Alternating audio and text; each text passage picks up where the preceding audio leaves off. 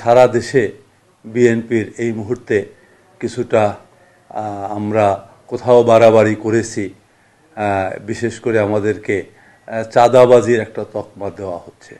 আসলে বিএনপি একটা বড় রাজনৈতিক দল, এখানে কেউ কেউ অতি উৎসাহী হয়ে এভাবে দুই চারটা কাজ করলেও আমাদের ভারপ্রাপ্ত চেয়ারম্যান এ ব্যাপারে অত্যন্ত সিরিয়াস। তিনি কোনো ধরনের অন্যায়কারীকে দলে প্রশ্রয় দেন না। তিনি কিন্তু ইতিমধ্যেই দেখেছেন যে বাংলাদেশের ইতিহাসে এত দলীয় কর্মীকে দল থেকে অব্যাহতি দেওয়া হয়নি। আমরা যদি এর আগের সরকারের কথা বলি, আমরা যারা আবরারকে হত্যা করেছিল, যারা ধর্ষণের সেঞ্চুরি করেছিল, তাদেরকে শেখ হাসিনা সোনার ছেলে বলেছিল।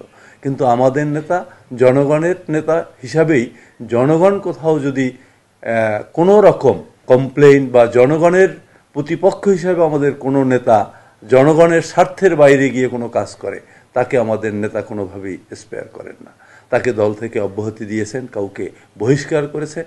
এমনকি কোনোটা যদি উনি নিশ্চিত হয়ে থাকেন যে সরাসরি আমাদের দলের নেতাকর্মী জড়িত, তাদেরকে আইনের হাতে সোপর্দ করেছেন। সুতরাং আমাদের বিরুদ্ধে এই মুহূর্তে আমি বলবো, বাংলাদেশে যেহেতু আগামী দিনে বিএনপি ক্ষমতায় আসবে বা রাষ্ট্রীয় দায়িত্বে আসবে, এরকম একটি সম্ভাবনার কথা সকলের মুখে মুখে চলে আসছে। সে কারণে সব রাজনৈতিক দলগুলো বিএনপির বিপক্ষে একটি অপপ্রচারও চালাচ্ছে। আমার এলাকায় আমি মনে করি যে কোনো ধরনের চাঁদাবাজি হয়নি, এবং আমার এলাকায় যারাই অপপ্রচার করুক না কেন তারা টিকে থাকতে পারবে না, বরং তারা এই অপপ্রচারে আমাদের মানুষকে বিভ্রান্ত করতে পারেনি। আমি আপনার সাথে সাথে এও বলছি যে বাংলাদেশের অনেকে অপপ্রচার করে যে এই সময় সনাতনীরা বিপদে আছে, কিন্তু আমার দুইটা থানায় সনাতনী আছে, প্রায় 30,000 ভোটের সনাতনীরা রয়েছেন, কিন্তু একজন সনাতনীও বলতে পারবে না যে তাদের উপরে বিএনপির কোনো নেতাকর্মী অন্যায় অত্যাচার করেছে।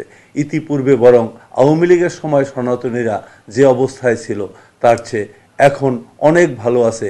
এর পিছনে একটা মাত্র কারণ, আমাদের যে শীর্ষ নেতৃত্ব, আমাদের ভারপ্রাপ্ত চেয়ারম্যান 5 তারিখের পরে আমাদেরকে স্পষ্ট ভাষায় নির্দেশ দিয়েছেন। তিনি বলেছেন যে বিজয়ের আনন্দ তখন করা যায় যখন পরাজিতদের সুরক্ষা দেওয়া যায়।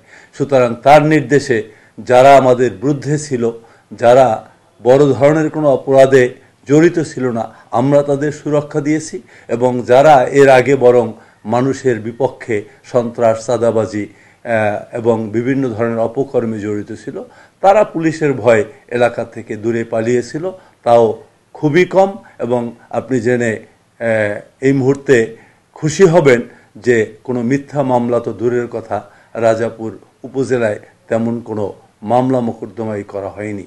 কারণ আমরা জানি যারা অন্যায় করেছে প্রশাসন তাদের বিরুদ্ধে ব্যবস্থা নেবে, এবং আমরা প্রশাসনের যে আস্থা, বিচার ব্যবস্থা, তার উপরে আমরা আস্থাশীল, যে কারণে আমরা কাউকে কোনো ধরনের হয়রানি করি নাই। সে কারণে আমরা বলতে পারি বাংলাদেশের অনেক আসনের চেয়ে ঝালকাঠি 1 রাজাপুর কাঠালিয়ার মানুষ অত্যন্ত আনন্দের মধ্যে আছে, নিরাপদে আছে, এবং ধানের শীষের প্রতি তাদের কৃতজ্ঞতা প্রকাশ করে যাচ্ছে।